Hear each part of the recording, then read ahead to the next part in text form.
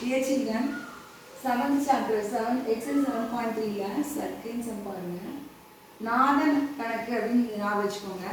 நாதன் அப்படின்னு ஒரு engineering student என்ன பண்றாங்க, ஒரு மாடல் செய்யறாங்க. அதுல நடுவுல சிலிண்டர், ரெண்டு பக்கமும் கோன், சரியா? இந்த மாதிரி படத்துல மாதிரி இருக்குது. இந்த மாதிரி ஒரு மாடல் செய்யறாங்க. இது செய்யறதுக்கு எவ்வளவு மெட்டீரியல் யூஸ் ஆகும், அதோடைய கன அளவு என்ன அப்படிங்கிறத கேட்கறாங்க. மொத்த கன அளவு கேட்கறாங்க. அதுக்கு நம்ம என்ன பண்ணணும்னா, ஒரு உருளையுடைய கன அளவு, கூம்பு ரெண்டும் ஒரே சைஸ்ல இருக்குது. ஸோ இது ரெண்டு கூம்பினுடைய கன அளவு, இது மூணையும் நம்ம கூட்டிட்டோம்னா நமக்கு எவ்வளோ மொத்தமாக இது செய்யறதுக்கு எவ்வளோ கன அளவு தேவைன்னு தெரிஞ்சிடும், சரியா? அப்போ இந்த சம்மில் என்ன கொடுத்துருக்காங்க, இந்த மாதிரி இணைந்த உருவங்களுக்கு ரேடியஸ் சேமாக இருக்கும், ஆரங்கள் சேமாக இருக்கும்.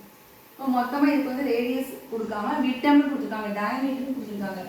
டயமீட்டர் 3னா ரேடியஸ் எவ்வளவு, அதில் பாதி 3/2 எடுத்துக்கோங்க. அடுத்து சிலிண்டரோட ஹைட் கொடுக்காம இந்த மாடலோட ஃபுல் லென்த் கொடுத்துட்டாங்க. இந்த பொருளை இப்படி நம்ம படுக்க வசமாக வச்சோம்னா அது லென்த்துன்னு சொல்கிறோம். இப்படி வச்சுக்கோங்க வெர்டிக்கலா, இதை நம்ம உயரம்னு சொல்லுவோம். இது நீளம் படுக்க வச்சா இது வந்து உயரம். ஸோ அதில் உயரம் வந்து எவ்வளோன்னா மொத்தமாக 12.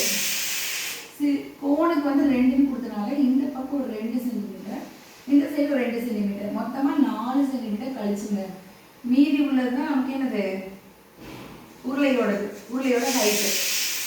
ஸோ உருளைக்கு வந்து ஆரம், சிலிண்டருக்கு ஆரம் 3/2, உயரம் 8ன்னு எடுத்துட்டு அதனுடைய கன அளவு ஃபார்ம்ல போடுறோம்.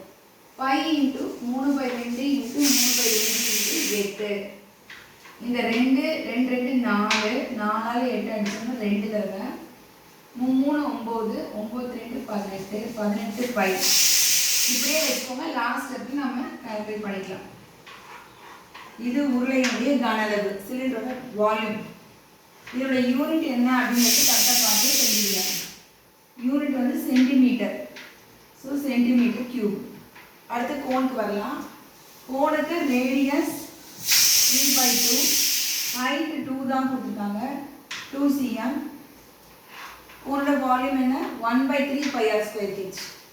நான் 2 கோன் இருக்கிறதுனால 2ஆல் முன்னாடி இன்ட்டு பண்ணிக்கிறேன்.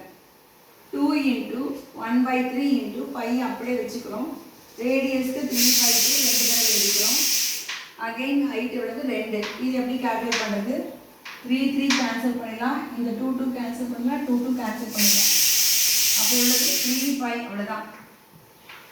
2 V2, 2 கூம்புகளுடைய கன அளவு 3π கியூப். இது ரெண்டையும் கூட்டுங்க.